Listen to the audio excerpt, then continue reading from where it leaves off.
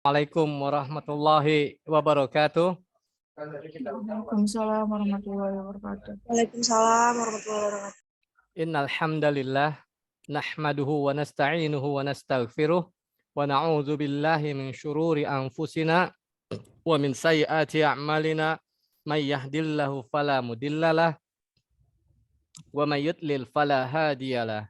Asyhadu an la ilaha illallah wa asyhadu anna Muhammadan abduhu wa rasuluh. Allahumma salli ala Muhammad wa ala ali Muhammad. Amma ba'd. Baik, setelah memuji Allah dan setelah mengaturkan salawat serta salam kepada Rasulullah, selanjutnya saya menyampaikan salam takzim saya kepada dosen pengampu mata kuliah Masail Fiqhiyah Al-Haditha, yaitu Bapak Dr. Yuyu Wahyudin, dan juga salam hormat saya kepada teman-teman semua yang telah hadir di Zoom ini. Pada kesempatan ini kami dari kelompok 6 yang beranggotakan saya Naga Kunadi dengan rekan saya Reza Afifatul Jannah akan membawakan materi pembahasan hari ini tentang cloning menurut perspektif hukum Islam. Tidak panjang lebar, selanjutnya kami untuk presentasi pertama kami persilahkan kepada rekan saya Reza Afifatul Jannah. Namun sebelumnya mohon izin untuk men-share screen.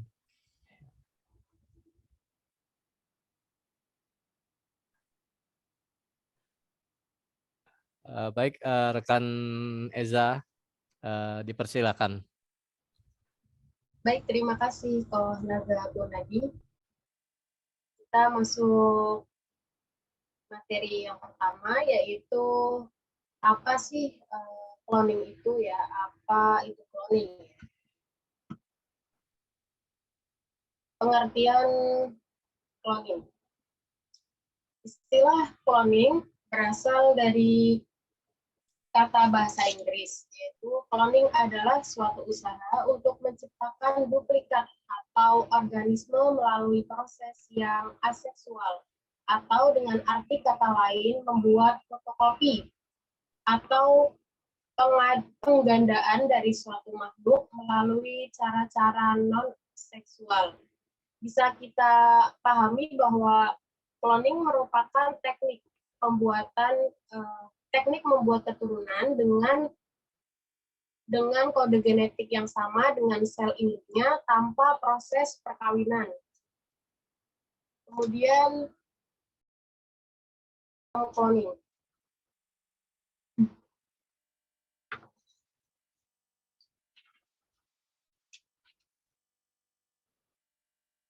Maaf, kok bisa slide selanjutnya? Baik, macam-macam cloning ada 3. Yang pertama cloning pada tumbuhan, kemudian cloning pada hewan, dan yang ketiga cloning pada manusia. Yang pertama cloning pada tumbuhan. Pembiakan tanpa perkawinan atau pembiakan vegetatif yang terjadi pada tanaman itu dimaksudkan untuk mendapatkan pasokan bibit tanaman unggul di bidang hortikultura atau mangga ataupun flortikultura, yaitu anggrek. Tanaman yang dihasilkan pembiakan vegetatif mengandung perangkat gen yang sama dengan induknya dan akan menunjukkan sifat-sifat fisik yang sama pula. Misalnya, tebu yang manis, mangga yang besar dan enak, ataupun bunga anggrek yang indah, dan lain-lainnya. Kemudian yang kedua, cloning pada hewan. Keberhasilan cloning pada hewan dibuktikan di antaranya oleh John Gurdon pada tahun 1962, seorang ilmuwan Amerika. Gurdon berhasil mengkloning katak melalui teknik transparansi inti atau nuclear transpiration, yakni dengan memasukkan inti sel epitel usus katak pada sel telur katak jenis lain yang tidak dihilangkan intinya. Kemudian hewan mamalia pertama juga berhasil dikloning oleh Wilmut dan Kate Campbell, yaitu yang bernama Dolly atau domba doli. Kemudian Don Wolf dari Oregon, Amerika Serikat juga mengumumkan telah berhasil mengkloning seekor kera. Kemudian keberhasilan ini juga diikuti oleh Yoko Kato dan teman-temannya dari Jepang yang berhasil mengkloning 8 anak sapi sekaligus, merupakan prestasi yang gemilang para ilmuwan Asia. Dan yang terakhir yaitu cloning pada manusia. Adapun cloning menjadi masalah dan diperdebatkan ketika diterapkan pada manusia.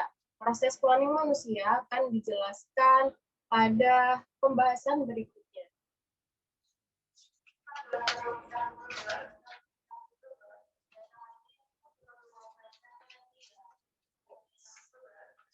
Lanjut kok.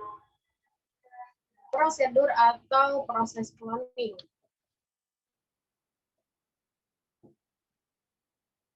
Seperti teori yang ditetapkan pada hewan, proses cloning pada manusia tidak jauh berbeda. Cloning manusia merupakan teknik membuat keturunan dengan kode genetik yang sama dengan induknya yang berupa manusia. Hal ini dilakukan dengan cara mengambil sel tubuh atau sel somatik dari tubuh manusia, kemudian diambil inti selnya, dan selanjutnya ditanamkan pada sel ovum wanita yang telah dihilangkan isi selnya dengan metode yang mirip dengan proses pembuahan atau inseminasi buatan. Lalu dengan bantuan cairan kimiawi khusus dan kejutan arus listrik, inti sel digabungkan dengan sel telur. Setelah proses penggabungan inti terjadi, sel telur yang telah bercampur dengan inti sel tersebut ditransfer ke dalam rahim seorang perempuan agar dapat memperbanyak diri, berkembang, berdiferensiasi dan berubah menjadi janin sempurna. Setelah itu keturunan yang dihasilkan dapat dilahirkan secara alami.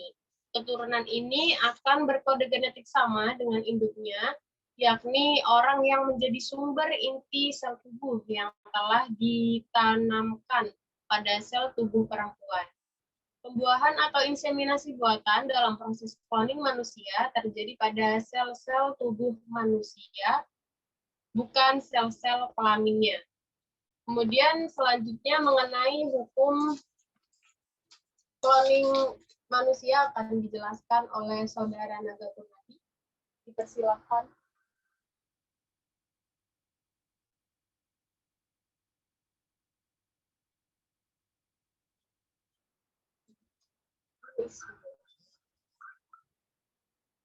Ya. Baik, teman-teman sekalian, sedikit kita ulang tadi bahwa ada yang ingin saya tambahkan dulu bahwa tentang cloning bahwa cloning terhadap hewan, khususnya yang kita kenal itu yang di dalam media itu telah lahirnya domba doli itu, bahwa berdasarkan yang saya baca, doli itu lahir setelah percobaan yang ke-227 ya, berdasarkan artikel yang saya baca, di mana peneliti usaha untuk mengkloning domba itu dilakukan ternyata sejak tahun 60-an ya. Artinya cukup lama percobaan cloning terhadap hewan ini dilakukan, dan kemudian kemungkinan terhadap manusia pun mungkin kita belum tahu dapat beritanya, tapi tentunya aktivitas untuk itu mungkin terus berjalan gitu ya. Sebagaimana yang sudah dijelaskan tadi. Kemudian sekarang kita akan melihat cloning manusia dalam perspektif hukum Islam, ya, bahwa Islam itu sangat menghargai kemajuan ilmu pengetahuan dan teknologi, ya, termasuk teknologi cloning tentunya.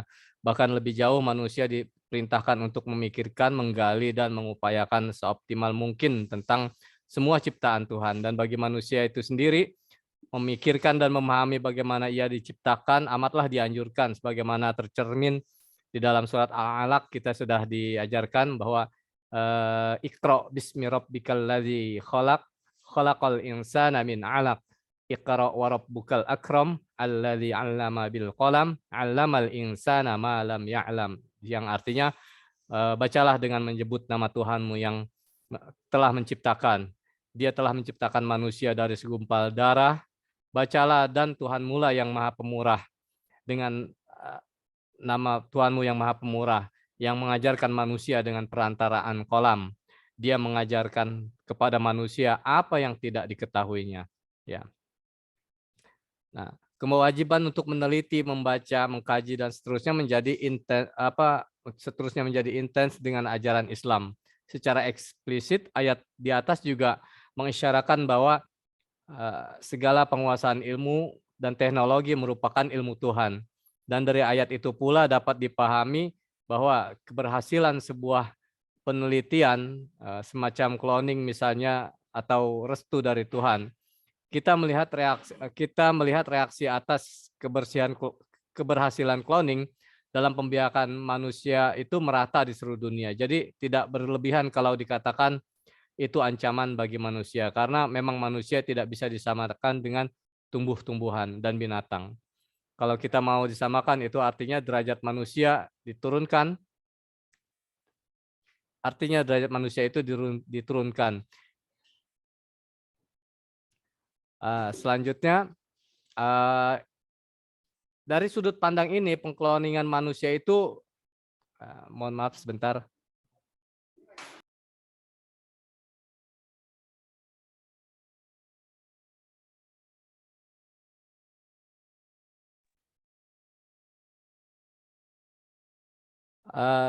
Dari sudut pandang ini, pengkloningan manusia itu bisa menjadi haram. Cloning yang dilakukan pada laki-laki atau perempuan, baik yang bertujuan untuk memperbaiki kualitas keturunan dengan menghasilkan keturunan yang lebih cerdas, lebih kuat, lebih sehat, dan lebih rupawan, maupun yang bertujuan untuk memperbanyak keturunan guna meningkatkan jumlah penduduk suatu bangsa agar bangsa atau negara itu lebih kuat. Seandainya benar-benar terwujud, maka sungguh akan menjadi bencana dan biang kerusakan bagi manusia. Cloning semacam ini haram menurut hukum Islam dan tidak boleh dilakukan. Dalil-dalil keharamannya adalah sebagai berikut. Pertama, anak-anak proses cloning tersebut dihasilkan melalui cara yang tidak alami. Padahal justru cara alami itulah yang telah ditetapkan oleh Allah untuk manusia dan dijadikannya sebagai sunatullah untuk menghasilkan anak-anak dan keturunan. Allah berfirman, wa annahu khalaqaz zaujaini dzakara wal unsa min nutfatin idza tumna.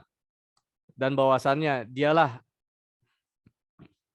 yang menciptakan manusia itu berpasang-pasangan pria dan wanita dari air mani apabila dia pancarkan. Kemudian itu dalam surat An-Najm ayat ke-45 dan ke-46. Kemudian di dalam surat Al-Qiyamah ayat 37 dan 38. Alam yakun nutfatam mim maniyyin yumna thumma kana 'alaqatan fa khalaqa fasawwa. Yang artinya, bukankah dia dahulu setetes mani yang ditumpahkan ke dalam rahim, kemudian mani itu menjadi segumpal darah, lalu Allah menciptakannya dan menyempurnakannya. Kedua, anak-anak produk cloning dari perempuan saja tanpa adanya laki-laki tidak akan mempunyai ayah. Anak produk cloning tersebut jika dihasilkan dari proses pemindahan sel telur yang telah digabungkan dengan inti sel tubuh ke dalam rahim perempuan yang bukan pemilik sel telur, tidak pula akan mempunyai ibu. Maka rahim perempuan yang menjadi tempat pemindahan sel telur tersebut hanya menjadi penampung, tidak lebih. Ini merupakan tindakan menyia-nyiakan manusia. Sebab dalam kondisi ini tidak terdapat ibu dan ayah. Hal ini bertentangan dengan firman Allah dalam surat Al-Hujurat ayat ke-13, yaitu ya ayuhan nasu inna khalaqnakum min dzakari wa untha waja'alnakum syu'uban wa qabaila lita'arafu inna akramakum indallahi atqakum innallaha alimun khabir. Yang artinya, hai manusia, sesungguhnya kami menciptakan kamu dari seorang laki-laki dan seorang perempuan dan menjadikan kamu berbangsa-bangsa dan bersuku-suku, supaya kamu saling kenal mengenal. Sesungguhnya orang yang paling mulia di antara kamu di sisi Allah ialah orang yang paling bertakwa di antara kamu. Sesungguhnya Allah maha mengetahui lagi maha mengenal. Kemudian ada lagi ayatnya, ud'uhum li abaihim huwa aqsatu indallah fa illam ta'lamu aba'ahum fa ikhwanukum fid din wa mawalikum wa laysa 'alaikum junahun fima akhtatum bihi walakin ma ta'ammadat qulubukum wa kana Allahu ghafurur rahima. Yang artinya, panggillah mereka anak-anak angkat itu dengan memakai nama bapak-bapak mereka. Itulah yang lebih adil pada sisi Allah. Dan jika kamu tidak mengetahui bapak-bapak mereka, maka panggillah mereka sebagai saudara-saudaramu seagama dan maula-maulamu. Dan tidak ada dosa atasmu terhadap apa yang kamu khilaf padanya. Tetapi yang ada dosanya, apa yang disengaja oleh hatimu, dan adalah Allah Maha Pengampun lagi Maha Penyayang. Quran surat Al-Ahzab ayat kelima. Kemudian yang ketiga, cloning manusia akan menghilangkan nasab atau garis keturunan, padahal Islam telah mewajibkan pemeliharaan nasab. Diriwayatkan dari Ibnu Abbas radhiyallahu an yang menyatakan bahwa Rasulullah telah bersabda, siapa saja yang menghubungkan nasab kepada orang yang bukan ayahnya atau seorang budak bertuan kepada selain tuannya, maka dia akan mendapat laknat dari Allah, para malaikat, dan seluruh manusia. Hadis riwayat Ibnu Majah. Cloning yang bertujuan memproduksi manusia-manusia yang unggul dalam hal kecerdasan, kekuatan fisik, kesehatan, kerupawanan, jelas mengharuskan seleksi terhadap para laki-laki dan perempuan yang mempunyai sifat-sifat unggul tersebut tanpa mempertimbangkan apakah mereka suami istri atau bukan, sudah menikah atau belum. Dengan demikian, seluruh sel-sel tubuh akan diambil dari laki-laki dan perempuan yang mempunyai sifat-sifat yang diinginkan. Dan sel-sel telur juga akan diambil dari perempuan-perempuan terpilih serta diletakkan pada rahim perempuan terpilih pula yang mempunyai sifat-sifat keunggulan. Semua ini akan mengakibatkan hilangnya nasab dan bercampurnya nasab. Kemudian yang keempat, memproduksi anak melalui proses cloning akan mencegah pelaksanaan banyak hukum-hukum syara seperti hukum tentang perkawinan, nasab, nafkah, hak dan kewajiban antara bapak dan anak, waris, perawatan anak, hubungan kemahraman, hubungan asobah, dan lain-lain. Berdasarkan dalil-dalil itulah proses cloning manusia diharamkan menurut hukum Islam dan tidak boleh dilaksanakan. Ada banyak sekali hal-hal negatif jika cloning manusia diperbolehkan. Dalam hal kaidah fikhiyah disebutkan menghindari kerusakan lebih diutamakan daripada mendatangkan kemaslahatan. Itu yang cloning manusia menurut perspektif hukum Islam. Sehingga kesimpulan dari pembahasan materi kali ini bahwa dengan banyaknya dalil dan dampak-dampak yang sudah kita bisa prediksi dari sekarang, maka jelas sekali bahwa memproduksi anak atau manusia dengan cara cloning menurut hukum Islam itu adalah tidak boleh dilaksanakan atau diharamkan dikarenakan banyaknya hal-hal negatif yang akan terjadi terkait dengan pelaksanaan ini. Saya kira pembahasan untuk sementara bisa saya cukupkan. Mungkin bisa kita kembangkan dengan tanya jawab atau kritikan ataupun masukan dari teman-teman semua. Kurang lebihnya saya mohon maaf. Selanjutnya kita mungkin bisa kita mulai diskusi kita tentang cloning ini. Apakah kalau dari pembahasan saya bahwa cloning ini adalah haram. Mungkin bagi yang mungkin akan ada yang berpendapat mungkin bisa dibolehkan dengan syarat-syarat tertentu, mungkin bisa diutarakan di sini untuk bisa kita diskusikan ya. Silakan teman-teman. Ada yang pernah nonton film The Sick Day? The Sick Day itu film yang diperankan oleh Arnold Schwarzenegger. Ya, cukup lama juga film itu. Ya, itu film tentang cloning. Jadi ceritanya itu Arnold Schwarzenegger sudah sejatinya sudah nggak ada, kemudian di-cloning, setelah di-cloning kemudian dihidupkan dan memorinya sempat disimpan gitu. Sehingga setelah di-cloning memori yang pertama itu yang sudah ditransfer cloning yang kedua itu.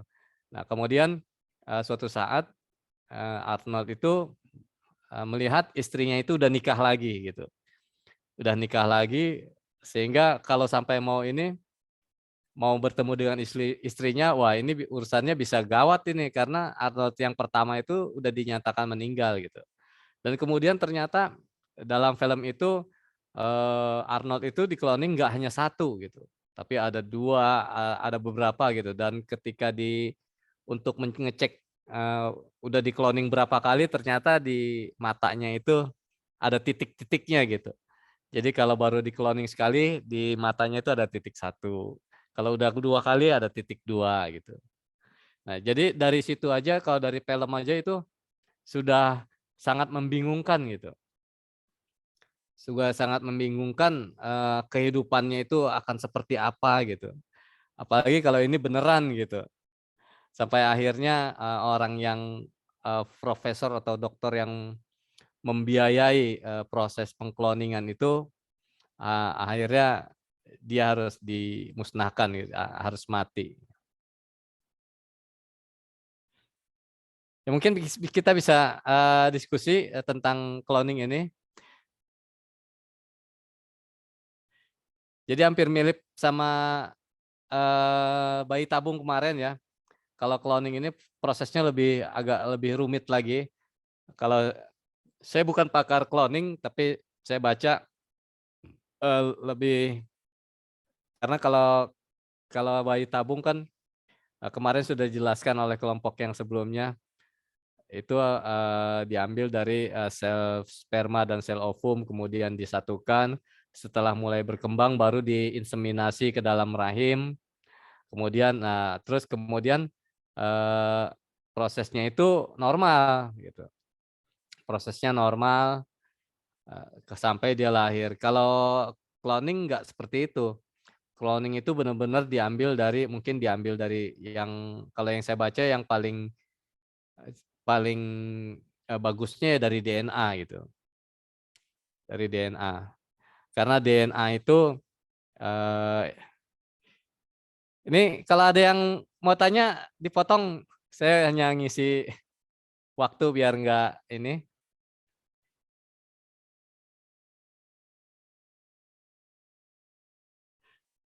Sirai itu mau nanya Sirai. Dari kayu itu. Ada pertanyaan?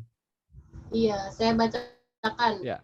Biasanya sebab cloning itu terjadi karena ada tujuan apa ya, Po?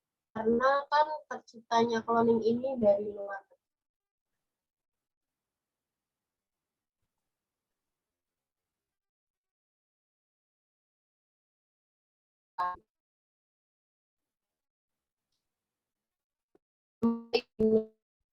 Dengan kayu, mungkin kok Iya. kan tadinya itu menurut saya dari tumbuhan dan dulu itu bertujuan untuk memperoleh bibit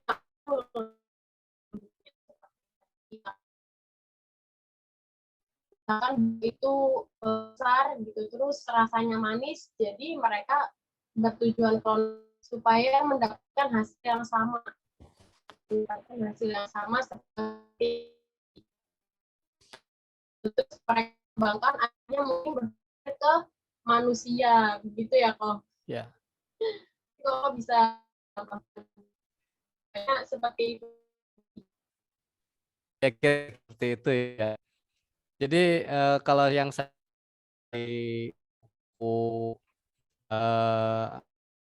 judulnya itu ternyata Adam dilahirkan ya, karya Kiai Agus Mustafa. Sebenarnya teknik cloning itu ternyata teknik yang sangat kuno kalau bagi Allah ya.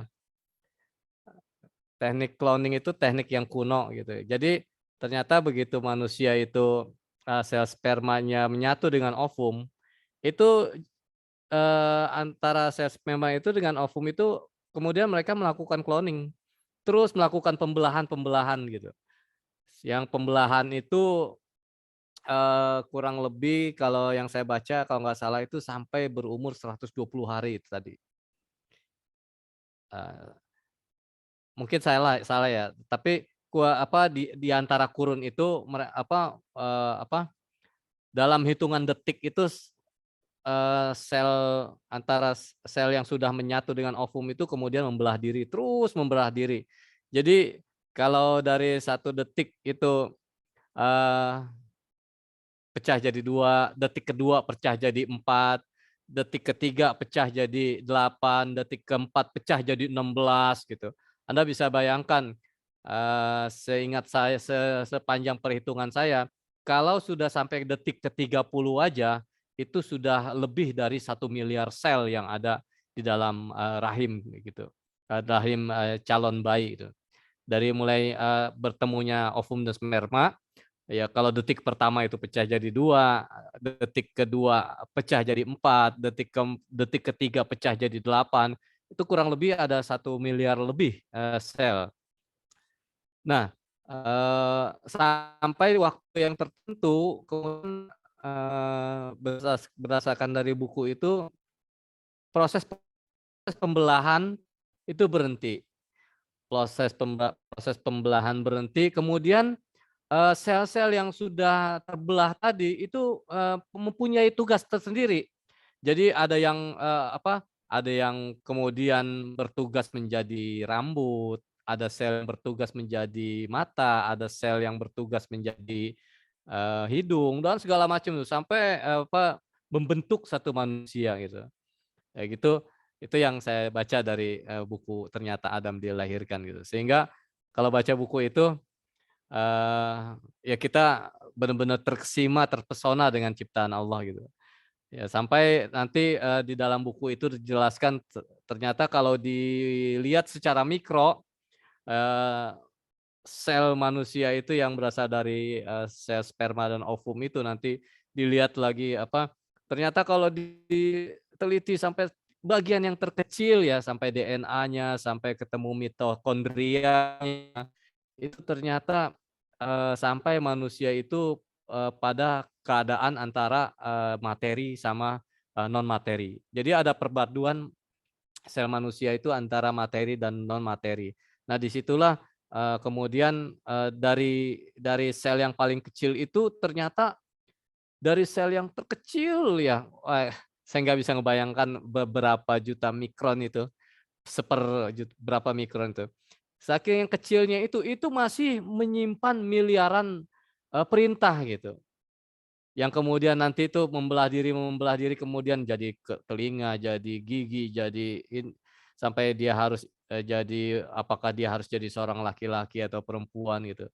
Ternyata berasal dari satu sel yang kecil yang isinya miliaran yang ternyata menyimpan satu informasi perintah.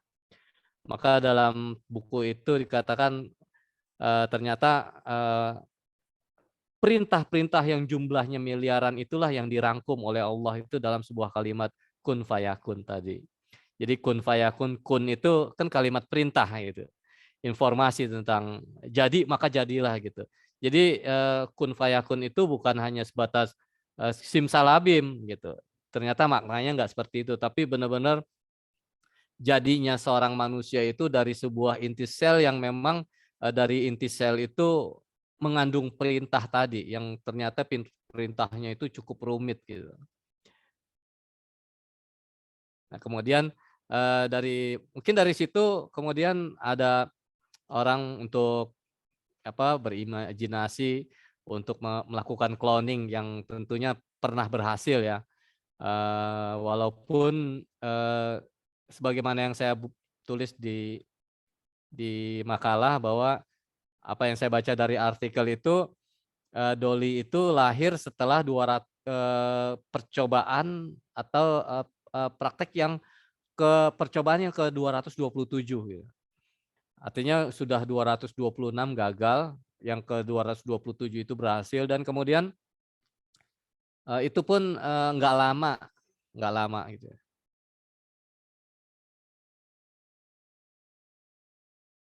Ya.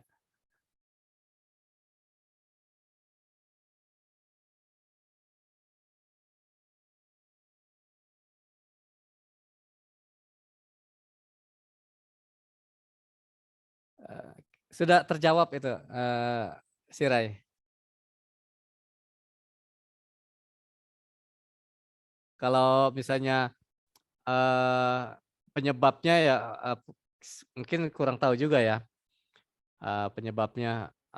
Biasanya kalau dunia ini kan kalau kita lihat dari blueprint atau sekarang ini kan dunia itu lebih setiap kegiatan atau setiap praktek yang terjadi di muka bumi ini kan biasanya berdasarkan bisnis. Saya nggak tahu apakah hal itu juga berdasarkan bisnis sih.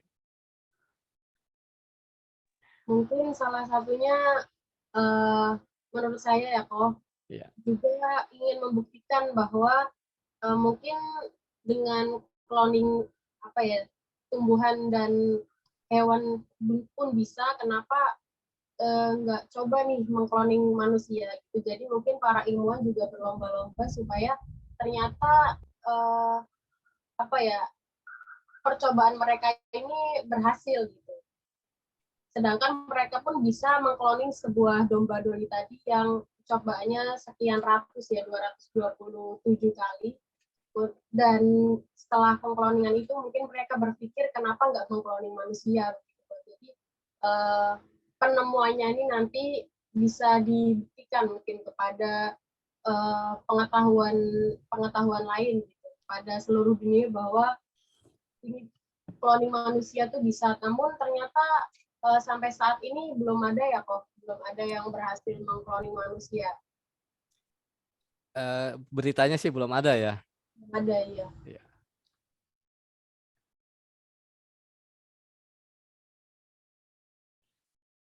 Ada lagi teman-teman? Ya, Asaman. Nggak ada suaranya.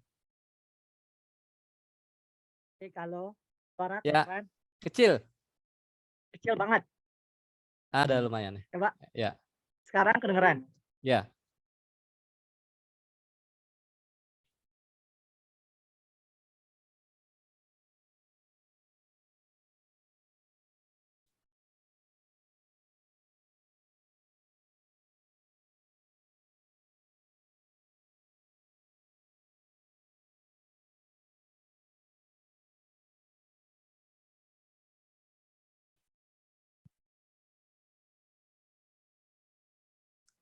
Gimana teman-teman yang lain?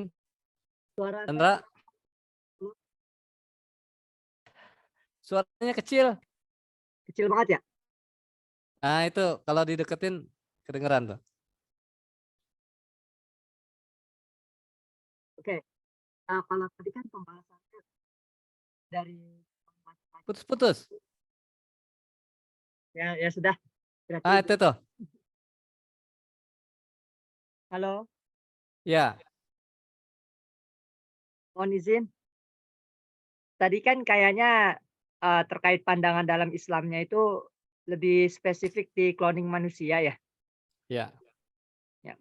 Kalau untuk dari pembagian tadi macam-macamnya gitu, baik cloning kepada tumbuhan, kepada hewan, itu terutama kepada hewan dah gitu. Bagaimana pandangan dalam Islam itu sendiri gitu. Seperti halnya contoh ya, kesuksesan yang tadi sampaikan seperti Dolly ya. Nah, kemudian mungkin kalau memang kiranya ini sukses, nanti bisa dikembangbiakan dengan cara banyak, nanti bisa menjadi konsumsi bagi umat-umat Islam mungkin gitu. Nah, itu bagaimana pandangannya juga dari pemakar? Dan kalau tadi dari segi manusia, kalau menurut saya sih sudah jelas ya. Ya, mungkin kalau dalam pandangan hewan yang di-cloning itu. Terima kasih.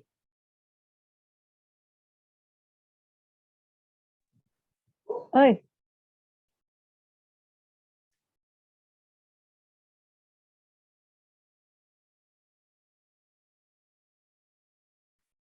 Saya coba sharing ya. Kalau untuk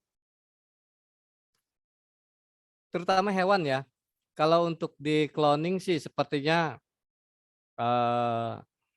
mungkin nggak masalah gitu ya.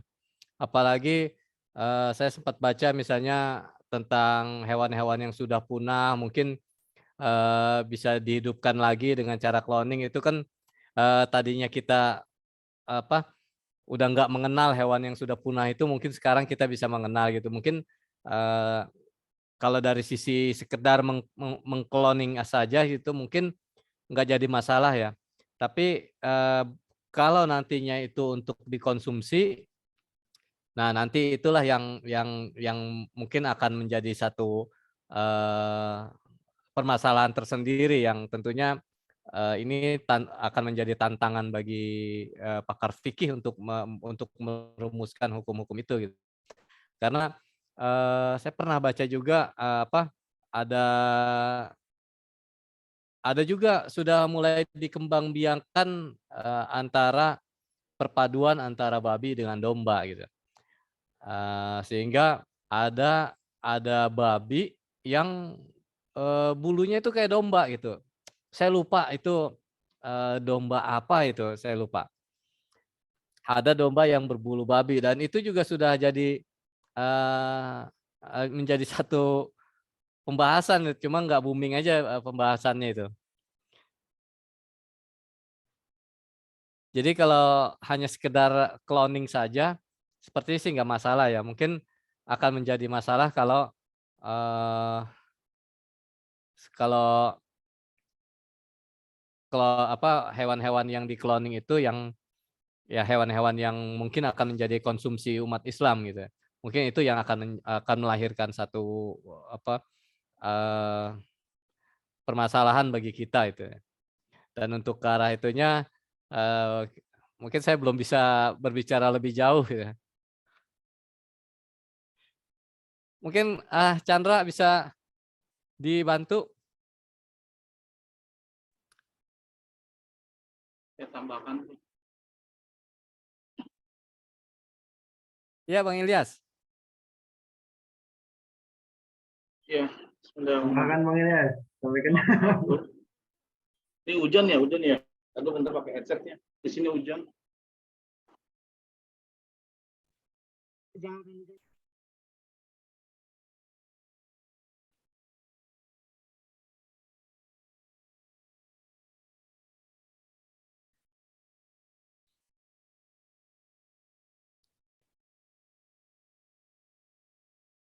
Halo, Ya, ya, dengeran suara saya?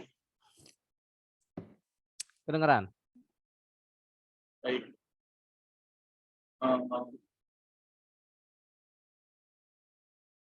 Dengeran pakai.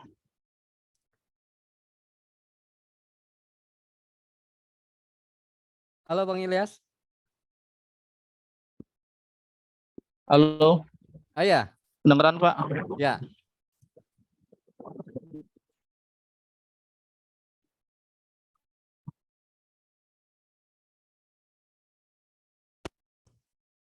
Tes. Ya. Tes. Ya, Ya, baik. kedengeran Bang Ilyas jelas.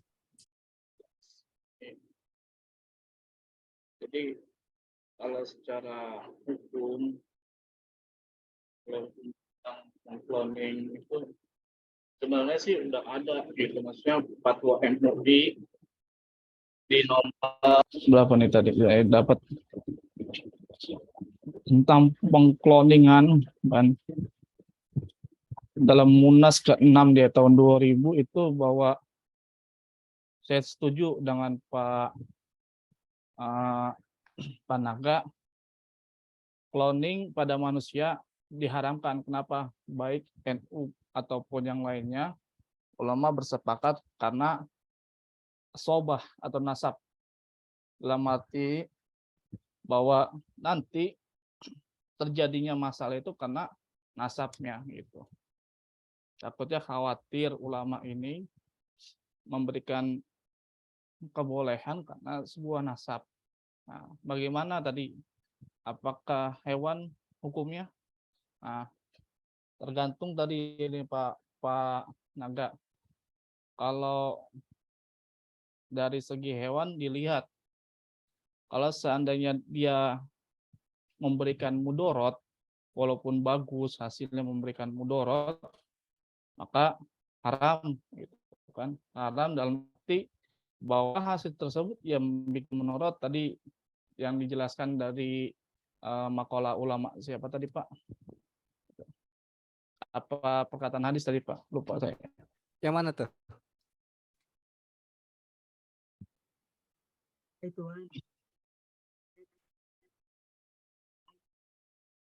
Kaidah. Oh, kaidah. Ya. Kaidah di buku kalau nggak salah buku fikih karya Imam siapa saya lupa.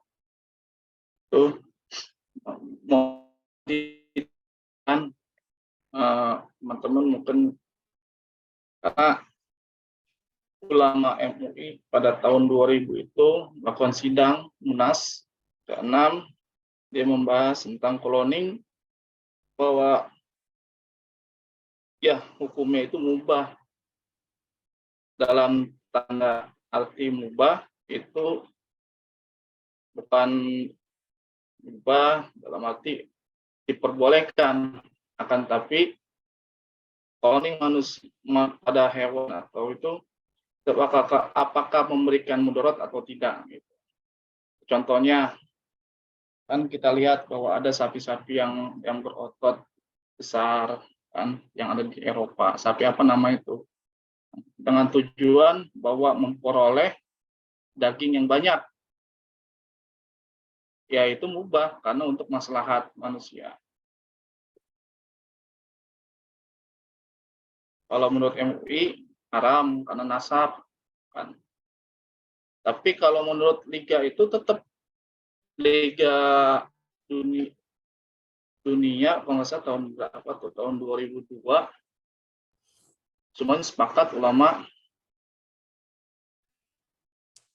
untuk jenis cloning yang menghasilkan bibit unggul itu diperbolehkan gitu, bil maslahati ummah, kesepakatannya.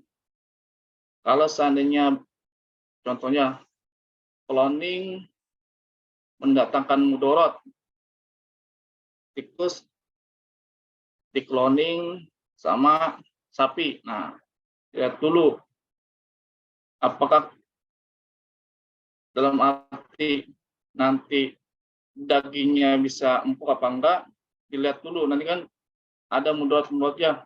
Mungkin saja hasil cloning itu bisa berdampak bagi kesehatan tubuhnya si hasil cloningnya tersebut gitu. Bahkan kalau hasil cloning kan kadang-kadang ilmuwan sekarang kan dalam tanda kutip bukan aneh-aneh tapi mereka mencoba apakah hasil cloning ini bisa digunakan atau tidak. Contohnya cloning ini sama cloning ini, cloning ini sama cloning ini gitu. Dengan syarat, jadi ada persyaratannya, cloning tersebut harus mempunyai syarat-syaratnya, gitu. Syarat gennya, syarat ganti tadi ada virusnya, ada kromosomnya, yang benar-benar sangat-sangat mirip. Jadi ada kode-kodenya tuh Pak. Dalam ilmu bioteknologi itu ada kode-kodenya. Kode sekian harus ketemu sekian. kromosom kode sekian harus ketemu kromosom kode sekian. Itu nanti belajar tentang bioteknologi kromosom itu, Pak. Kalau kalian mau baca banyak. Jadi nggak main asal cloning aja gitu. Dalam ilmu biologi ada kode-kode tertentu, kode kromosom yang menghasilkan bibit-bibit unggul. Nggak main asal cloning aja. Tapi sampai detik ini yang tadi tentang cloning manusia, sebuah penelitian, jadi saya baca sedikit bahwa ada yang tahap tubuh, Pak, berhasil tapi meninggal bayinya gitu. Meninggal bayi ada, Pak. Saya boleh share screen nggak nih? Nah, ini tadi. Bisa. Silakan Pak Ilyas. Tadi ada nggak ya?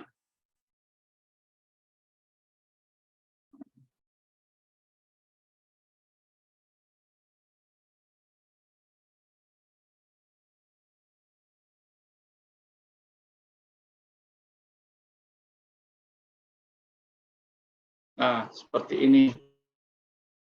Cloning gagal, yang ada dem. Dia berhasil sampai tahap ini, akan tetapi bayinya nggak hidup. Tadi yang dijelaskan sama Pak siapa namanya, Pak tadi saudari Reza ya. Jadi sebenarnya cloning itu ya inti dari si ovum itu diambil dulu baru dipindahkan kepada. Jadi cuman kayak ibarat kata kalau dalam telur kan ada putihnya. Nah, yang kuning itu ditarik tuh, diambil dari sisa putihnya. Dari si putihnya itu ditaruh gitu. Maksudnya sisa yang putihnya itu diambil dari yang kuning tempat itu. Kuning unggul. Jadi nanti tinggal disuntikan saja sel sperma jantannya.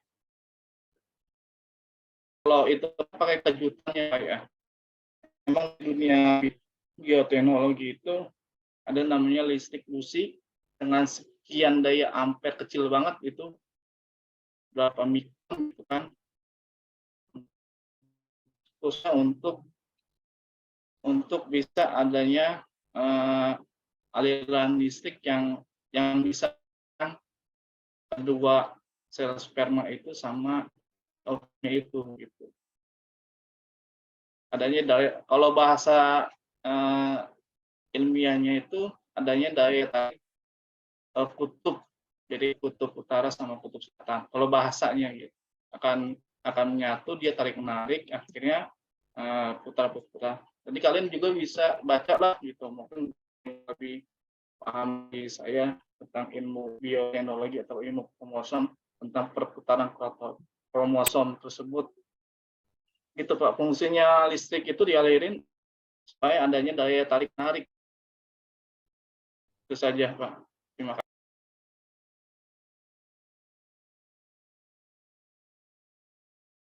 Terima kasih Bang Ilyas.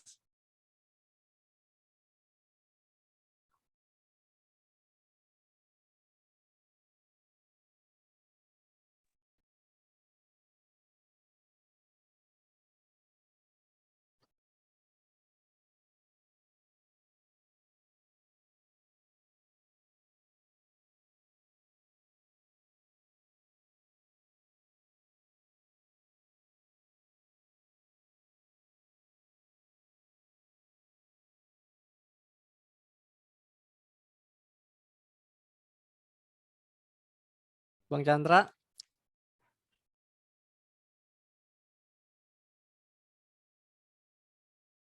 Sandra kayaknya lagi galau nih.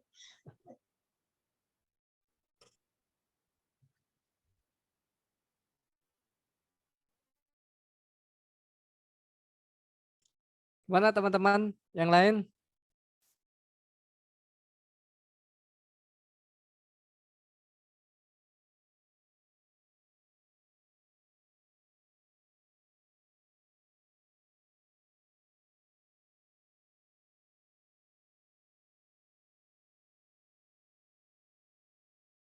Kalau kita tutup. Dicukupkan saja mungkin Prof.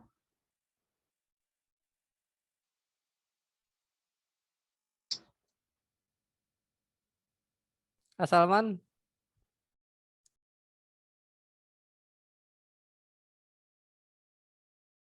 Ya, saya cukup jelas.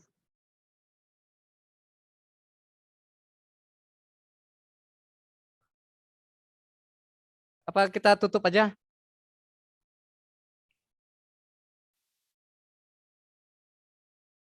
Iya Pak, silakan.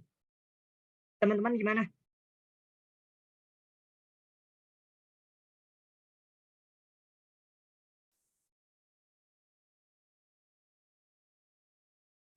Baik. Ya, Ya, silakan. ada lagi? Enggak ada. Sudah cukup jelas. Ya, baiklah teman-teman sekalian.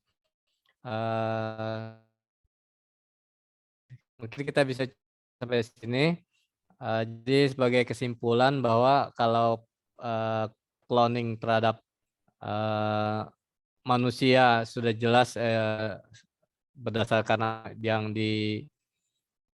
saya paparkan adalah haram, dan juga tadi sudah dipertegas oleh Bang Ilyas bahwa kalau tentang manusia itu haram dan tidak boleh dilakukan. Namun kalau hewan, menurut Bang Ilyas, berdasarkan apa yang dipaparkan tadi, mungkin masih bisa dilakukan gitu, masih bisa dilakukan, masih bisa diperbolehkan gitu. Tentu dengan aturan-aturan yang tentang, mohon maaf, mungkin dengan aturan yang cukup ketat ya, sehingga nantinya diperbolehkan atau tidaknya nanti berdasarkan fatwa-fatwa ulama lagi gitu. Mungkin itu yang bisa kami sampaikan dari kelompok 6 dari saya Naga Kunadi dan Reza Afifatul Jannah.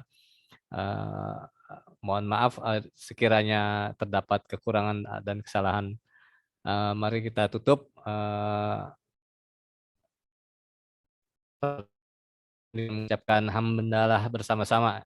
Alhamdulillahirabbil alamin. Assalamualaikum warahmatullahi wabarakatuh. Waalaikumsalam warahmatullahi wabarakatuh. Waalaikumsalam warahmatullahi wabarakatuh.